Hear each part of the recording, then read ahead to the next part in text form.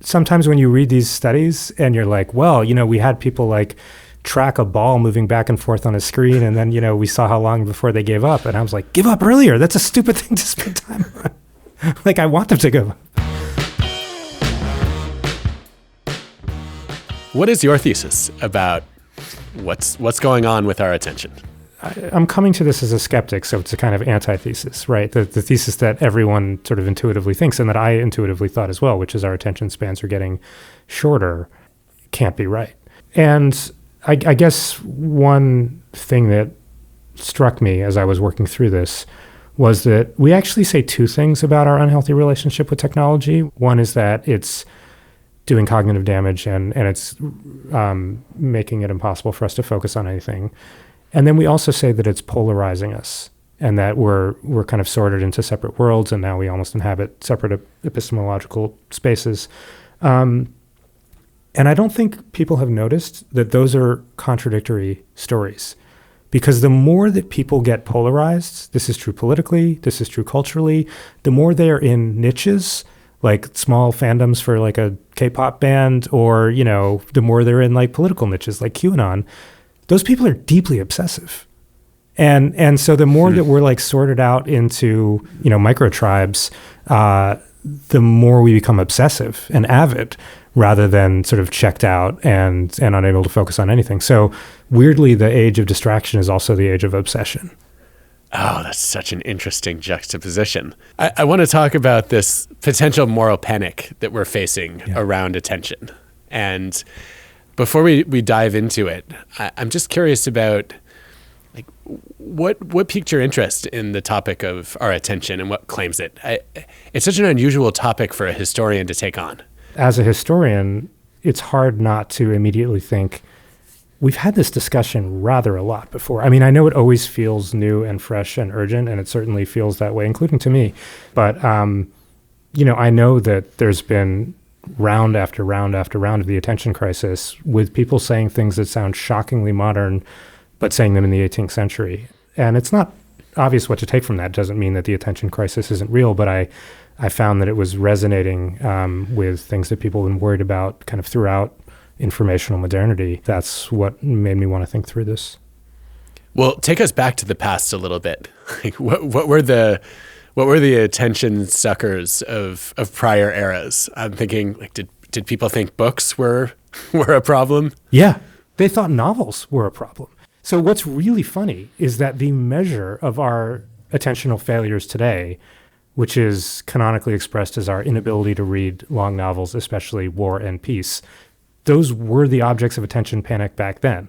Priests worried that, women reading these, long novels were, just, engrossed by them, and were, their minds were taken away from prayerful obedience. I mean, that kind of does something to you when you realize that the thing that we are wistful about and wishing that we could do again used to be the problem, used to be the junk food of a past era. This is making me think about John Stuart Mill's distinction between higher quality and lower quality pleasures. Now we would say that a novel like War and Peace is a fairly high quality pleasure. Yeah. It's complex, it's rich, it forces you to think. Cat videos, less so. I wonder if there's a sort of treadmill by which junky past culture then kind of seems more elevated to us now, because it's not just novels that people in the past were worried about. There was a whole crisis of the pianoforte. So, pianos were entering people's homes, and this would also drive people to distraction and madness. It's just crazy when you think about like all the past informational or entertainment genres that were disturbing to people, because when we look at virtually anything that someone is doing in the 18th century for entertainment, we think, well, that's going to class up the joint. and there's two possibilities. One is that we've just become so degraded and debased in our forms of entertainment that anything from the past, even TV looks amazing to us now. Or it's just there's something perceptual about that we perceive the media of our time to be, a lower order. But in the past, it all just kind of, through the kind of rose-colored glasses, it all looks great. So as I hear you describe the two possible theories, it seems like you can make a case for both of them, but we're underappreciating the second. My favorite example is I found a 1843 complaint by the writer Nathaniel Hawthorne, where he's just like going on about some technology that is, it sounds like he's describing an iPhone. He's like, the generation that is born after this, they're never going to have real conversations. They're just going to be like in their separate corners, and they're never going to know how to talk to anyone because basic possibility for people existing in community has been eroded by this new technology. And he's talking about the stove replacing the open hearth. Like that's nuts, right? Wait, so because we can't gather around because we're not forced anymore, to gather for warmth we're not going to talk. Single heat source, and he's just like, all mortal intercourse will become frosty, and people just yell at each other. It sounds just like us talking about our cell phones. So it's fun to think about how much those complaints resemble ours, but it wasn't just people complaining. There were also people talking back. So there's a lot of novelists in the 18th century who have to defend this like new popular commercial genre that they're working in, the novel. And, they're hearing from, tutting priests that, this is going to wreck everyone's brain. And they're asking themselves, is that true? And so you start to get like a lot of people saying, actually, maybe it's good to be distracted. Maybe like too much attention is bad for the brain, and maybe your brain has to hop around a little bit. The novel Tristram Shandy is all about the pleasures of like losing your train of thought, and like, you're thinking about one thing and then something else pops up and somehow that creates a connection. So there's a lot of like real serious philosophical questions about, is it a good idea to pay attention? Like how attentive should we be? And some worries that if we pay too much attention, A, we're intellectually missing things, or B, we just become overly attentive and, we become like school children or servants rather than, free intellectuals with, our own kind of autonomy over our minds. This is a hot topic in my world, in the present, where on the one hand, there's a paper I really loved by Kim Elsbach and Andrew Hargadon about workday design and the importance in cognitively demanding jobs of having mindless tasks that allow for attentional resets and mind wandering and creativity. Yeah. And on the other hand, we have researchers like Sophie Leroy who study attention residue, where if I'm working on task A and then I shift to task B, my performance on task B suffers because task A is still partially active in my mind. Yeah. And maybe that's good for task A, but it impairs task B. And so I think, I guess at some level, this controversy speaks to the fact that just concentrating on one thing is a double-edged sword. Yeah. And there's two ways to think about that, right? One, you can say like, okay, how good is that for you as someone who's setting out to work? And you might think the attentional residue might be really helpful, and often we have these, accounts of mathematicians who like working really hard on a proof and they can't solve it, and they like step on a bus and they're just like, oh, I got it now. Like somehow the pushing you into a different intellectual space works. But you could also ask, independent of like how good of a thinker hopping from one thing to another makes you, is it good to be a really attentive thinker?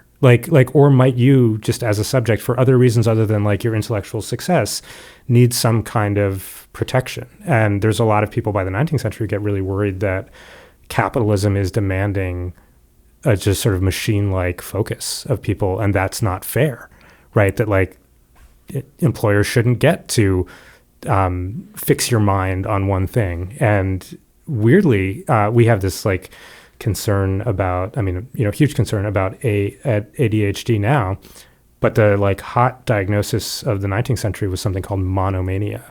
Like you have been like deformed by industrial capitalism. This is what Moby Dick is about. And so you can just only think of one thing, and you're like thinking too much of one thing, and that's going to drive you nuts.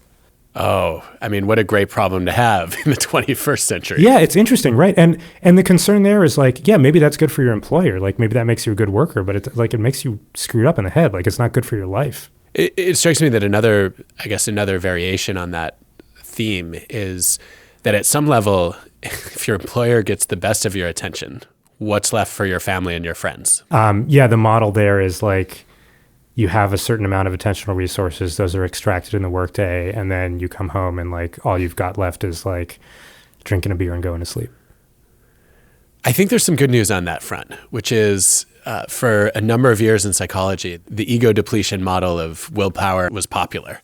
And the idea was that self-control and focused attention were limited resources that were drained and had to be replenished. And my read of the evidence is that effect has consistently failed to replicate. And it's considered debunked at this point that it's not ability, it's actually motivation. That over long periods of time of having to concentrate, especially if you're doing something tedious or painful, at some point you lose interest in sustaining your effort.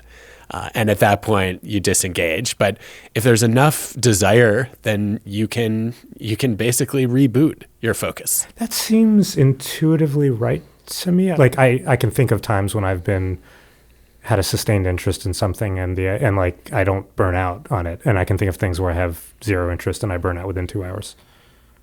That sounds oddly familiar. Yeah. So this goes to the one thing in your article that I had to challenge. You wrote that psychologists can't measure attention spans. Yeah.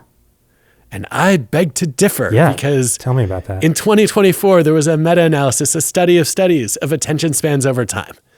And I want to get your reaction to what the research found. But first, I wanted to hear why, as a historian, you thought that psychologists couldn't do this task, because I think we are up to the challenge. Yeah, so my understanding, and I'm happy to be corrected or educated on this, is that there just isn't the kind of thing, attention span, that can be measured. This is not a failure of psychologists. It's a conceptual failure. We can measure people doing tasks, and we can see how attentive they are to those tasks, and we could even measure over time, are they growing less attentive? And so there's a lot of studies where like you have someone do a task and then you like put the smartphone near them, and like does that make it harder for them to keep up with that? But that's not an innate capacity called attention span. That's a task-specific thing. And weirdly, a lot of the tasks that we measure are people doing things like playing video games, as some kind of psychological test that resembles a video game. And I think we can't, my understanding, please correct me if I'm wrong, is that it would not be proper to say of someone, this guy's got an attention span of 3 minutes, whereas she has an attention span of 2 minutes and 45 seconds, because all attention spans are task dependent, which means there's no kind of central, just like concept of an attention span in the way there would be a concept of someone's height or weight or something like that. Is that different from your understanding? Fascinating. We don't disagree. Great. Yeah. Disappointing. No, I think you're right. I think that this underscores the point about motivation versus ability. Yeah. There's no such thing as a fixed capacity for attention in a human brain, because how long you can sustain your attention depends entirely on the task you're doing and what you feel about it. Sometimes when you read these studies and you're like, well, we had people like track a ball moving back and forth on a screen, and then, we saw how long before they gave up. And I was like, give up earlier. That's a stupid thing to spend time on. Like, I want them to give up. Although that makes it really hard then to track what raises and lowers attention. But yeah. I'm with you there. Okay, so this Andrzejewski and colleagues did this meta-analysis where they had data across 32 countries, 3 decades, over 20,000 people that are given the same tests of concentration. Yeah. And they ask you to pay attention to various kinds of tasks and then measure basically how long you can sustain your attention in that task, and then what's your processing speed and how many errors do you make. According to the theory that the digital world is destroying our capacity to pay attention, we should see a drop over time. Yeah. And their data span 1990 to 2021. And what they show is that performance has not gone down over those 3 decades among children. Ooh. And it's gone up among adults. Ooh. And I read this evidence and I thought, okay, here are psychologists landing at the same conclusion that you reached as a historian. Yeah, I mean, look, are we having a weird moment with our attentions? Absolutely. We all feel it, but the way that we normally say it, which is our attention spans are becoming shredded, we can focus for shorter and shorter amounts of time, we've lost the capacity to do, things that would take long amounts of concentration, that I find completely uncompelling. And the reason I find it uncompelling is that usually when we phrase that, it's like no one's reading War and Peace anymore. I'm like, okay, Maybe that's true. I mean, I'm actually unsure how true that is. War and Peace made it onto the bestsellers list in the 21st century after a TV adaptation came out. But like, okay, let's just imagine that it's probably true that people are reading fewer 19th century novels, I guess. Have you watched anyone play a video game? Like, that's attention. That is a deep, intense, profound attention. And we might not be excited about what we're paying attention to, but like, the thing that people usually interpret as a lack of attention, which is a teenager on their cell phone, you could just as easily interpret as someone intensively reading. Yeah. And to your point about video games, the parents who are complaining about their kids usually can't wrestle their attention away from the screen. The parents are having the attention crisis. They're the ones who are upset about where their attention is going. And kids might have fewer issues about that. Exactly. Yeah, you're complaining that your kid is paying attention to the wrong thing. Yeah, not that they lack that's the a different capacity complaint. to pay And if attention. that's the complaint we want to make, let's make it. An interesting reaction to the article when I wrote it was a lot of older people wrote in and said, "How dare you suggest that a video game is at all an appropriate object of attention, especially compared to an opera?" And I was like, okay, I mean, we can have that conversation if you want, but my point is like, one of the most popular video games, it's called Baldur's Gate 3, and this is not unusual in video games. It takes like 75 hours to play through quickly and easily twice that to play through the kind of like take your time way. We used to say that like getting through Wagner's Ring Cycle, which is 15 hours, was like amazing. We were like really impressed when people, I've listened to the entire Ring Cycle. We're talking here like 5 to 10 Ring Cycles, and we're talking way more people doing it than ever listened to those Wagner operas. I mean, we did a whole podcast with Ash Brandon about the science on video games, and I don't know that there's any other activity that as reliably builds self-control, focus, grit than a video game where you lose and you immediately then have to regroup and figure out how to improve and try again after you failed. And manage the emotions of frustration when you don't hit your goal. There are a series of cognitive benefits too. And I guess it makes me wonder, what are people attributing to the opera that a video game lacks? There's the sort of the sense of class and refined taste that you're describing, but you're also sitting there a little bit less interactively when you're listening to music than you are playing a video game. And to me, that's a point against the opera, not a point in favor.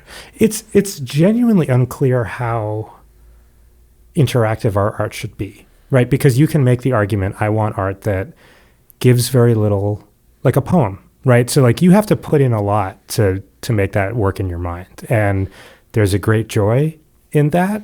But also you get bored, your mind wanders, a lot of people don't really like poetry that much. You can make a Just So story about like why the opera is like cognitively or spiritually better. It's just not obvious to me that you can't make a similarly compelling case about a video game. So I think that underscores your point then, that if we're going to panic about something attentional, it should be that we're paying attention to the wrong things, not that we can't pay attention anymore. That's right. Yeah. And then the case becomes a little harder to make, right? Because you have to say things like opera is better than a video game. And then you have to explain why. And like, maybe that's a little hard to do. Weirdly, you also have to explain why it's bad. Like, one of the things that the internet does is create these sort of participatory feedback loops. So it's not just that you're watching something on the idiot box or that you're like participating in a TikTok trend. There's all kinds of ways that like technology not just elicits, but like has profit models that run on our participation. And so you also have to explain why this kind of upsurge of certain forms of democratic participation is a bad thing. That's a harder case to make. Yeah, you can call it, creative self-expression and opportunities to gain status and influence. You can also say, you now get to become the idiot box. All the complaints about TV was that it turned you into a passive zombie. I think we just have to acknowledge that is not what the internet has done to us. I mean, yes, there are moments we've all had doom scrolling, it's like a little thin thing of drool coming down from your mouth. But like, we've also had moments or seen others have moments where the internet like riles you up into this like weird frenzy of like do your own research and like having all kinds of heterodox opinions, which is exactly what the idiot box was supposed to prevent.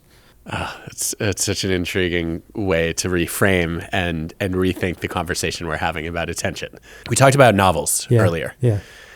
And my read of the data is that novels do have benefits that other forms of reading don't. Yeah, let's talk about that. So I think the clearest findings have to do with empathy. Reading a novel versus more traditional nonfiction or watching TV or a movie, it puts you in the protagonist's mind. It's an empathy machine. It is. In a way that, watching as an observer on a screen, it's hard to imagine yourself in somebody else's shoes. And that perspective taking, the theory of mind that comes from that, it's not a large effect, but it is a robust one. I don't want to lose that. And I hear all these teachers saying, our students won't finish a novel anymore. How do you think about that problem? First of all, I am one of those teachers, so I know that feeling. What my students will permit for assignment length is about half of what I read when I was an undergraduate. We can talk about why that is. Did you say permit as if the students are in charge? Yeah, because in some way they are. It is an actual democratic feedback process. You can give students longer assignments than they will allow, but pedagogically it's going to be a mess. They won't do it. They'll randomly read half the stuff you assigned, but not the half you wanted, and you lose a lot of control, and they learn less. So you can push, but there's some negative consequences for the thing you're trying to do, which is teach them stuff. It seems like people are paying less attention or less appreciative of long texts and more interested in long audio and video. And you could argue that audio and video podcasts give you an affective dimension. You get to hear someone's voice. You get to see what someone looks like. You get to see the visual presentation. And that might be meaningful. You might argue that text in the novel is actually a fairly lossy medium. And that just someone talking to you on TikTok, you're getting a sort of real hit of someone else's point of view in a way that it's harder to access through a novel. Is that too much? Would you agree with that? I don't know. No, to your point, I think you're illustrating a trade-off that has some data behind it. Listening is better for immersion and engagement, or watching for that matter. But reading is actually better for critical thinking for the very reasons you described. There have been a whole series of experiments that show that you're better at retaining information when you read it than when you listen to it, because you have to work harder to process it. And also, you're more likely to stop and reread or to pause. It's a little bit less natural to do that in an audio or a visual medium. And so there is a risk to the quality of our thought. Now, let me get your reaction to something that I've found puzzling from an attention perspective. Lots of members of Gen Z not wanting to read a novel. On the other hand, there's also seemingly a generational trend to have subtitles on when watching TV and movies. Ooh, yeah. What is that? What's going on here? Yeah, that's They're really reading. good. Yeah. They're choosing to read when they don't even have to. Yeah. I want to know why. How do you make sense of that? I think a lot of the attention crisis people haven't acknowledged that, or the reading crisis people haven't acknowledged that we are seeing a recursion to text, and that videos are more likely to have text as part of them, and maybe as subtitles, but maybe just as an inbuilt part of it. And it seems like the idea that all we just want to do is watch The Honeymooners, the dumbest form of TV. No, it turns out that we're interested in all kinds of complex relationships between text and videos. And we haven't descended to the point where all we're doing is watching 3-second clips of the most sensationally in your face things that you can imagine. That's not where this is going. And it doesn't seem like it's headed in that direction. I mean, I guess I want to ask, what are your worries? Mine? I think I have two worries. One is that people will regret where they place their attention. Yeah. That there are better uses of my scarce focus, and I didn't keep them in view. And the other is that the perception of an attention crisis becomes a self-fulfilling prophecy. And people just take for granted, well, attention spans are shortening. There's not a lot we can do about that. And so we should give up on encouraging kids to read novels as opposed to being creative about how we engage with them. Do you have individual practices that are about attention and sculpting your attention? Yeah, many. My favorite one is just a simple to don't list. Don't turn on the TV unless I already know what I want to watch. Ooh, yeah, yeah. More recently, don't scroll on social media unless there's nothing else I could be doing, like if I'm sitting on a plane waiting for takeoff. Yeah, yeah. And those practices are really simple, but they're set up in advance and they give me freedom to control my attention in ways that I didn't have before I created them. And they seem like micro versions of your macro no Wi-Fi at home. Yeah, yeah. I took a theater class a while back with someone about like storytelling and that kind of stuff. And he told this story. He's like, I went to a doctor's office and I sat down and I turned the television off and I sat down and I didn't take out a phone and I didn't do anything. I just sat down. And he's like, at the desk, they freaked out. They were like, do you need a magazine? He was like, no. Like, and just the idea that he was like, no, I just want to sit here.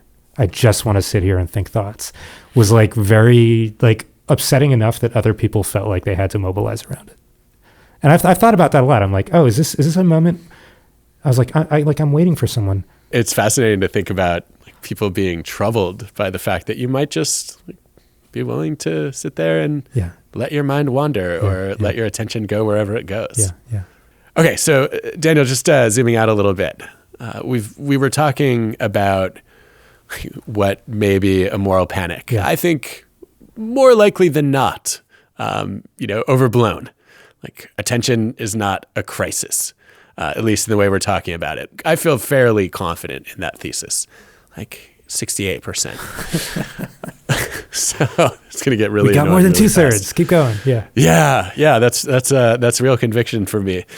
I think it raises kind of a broader question. Explain to me how you think about evaluating like a current event through a historical lens that allows for the perspective that you bring so skillfully. Yeah. So first of all, let's talk about why historians have a kind of 30-year rule before they are often willing to weigh in on something.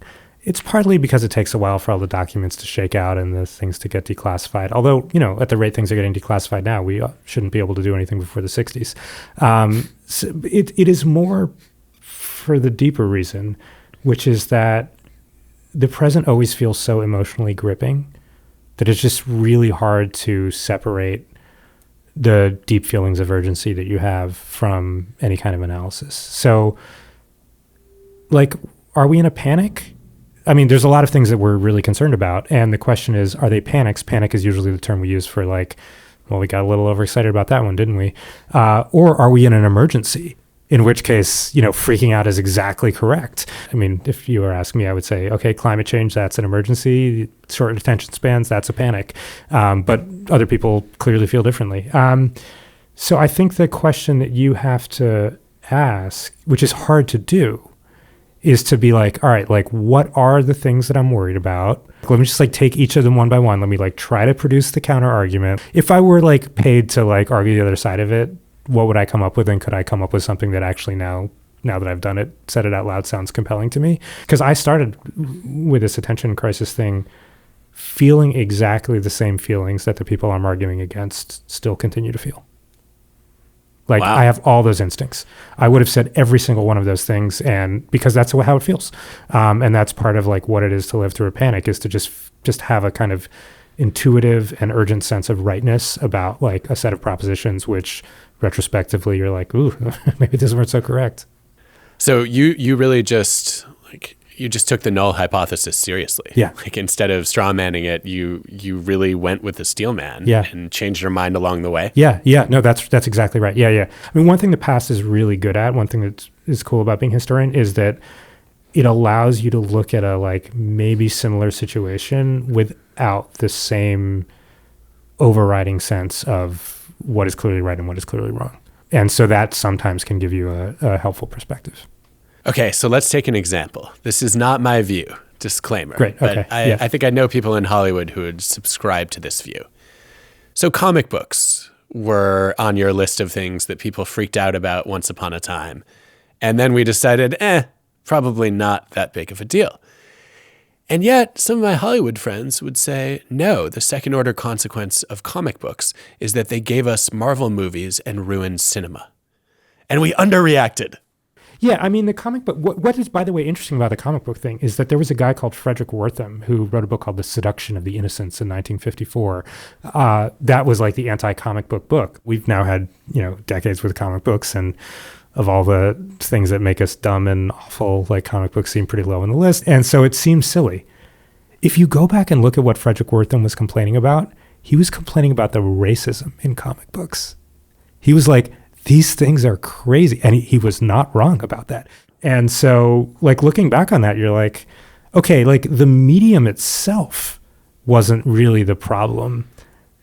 But there is something to our eyes objectionable about rendering really gross racial stereotypes in visual form and then feeding them to children without any parental supervision. Yeah. Like, I get it. Agreed. Okay, and then what about Marvel movies? Yeah, I mean, they're not amazing, right? But let's talk about how they're bad, right? Like, they're not dumb. They're actually, like, overly complicated. And they like go on for a long time and you have to like watch all of them to get it. So by a lot of the measures that we invoke when we're talking about like good art and like, can't we get back to a time when we were reading long novels? I was like, well, I got some really good news for you about the Marvel Cinematic Universe. It is long and complicated and takes an enormous amount of patience.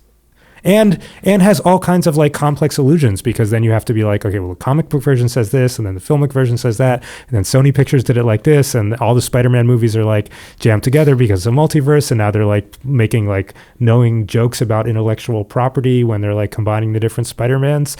Yeah, I mean, are those great movies? Like, probably not, but also like most movies are not great movies. Well put. What a pleasure having this conversation.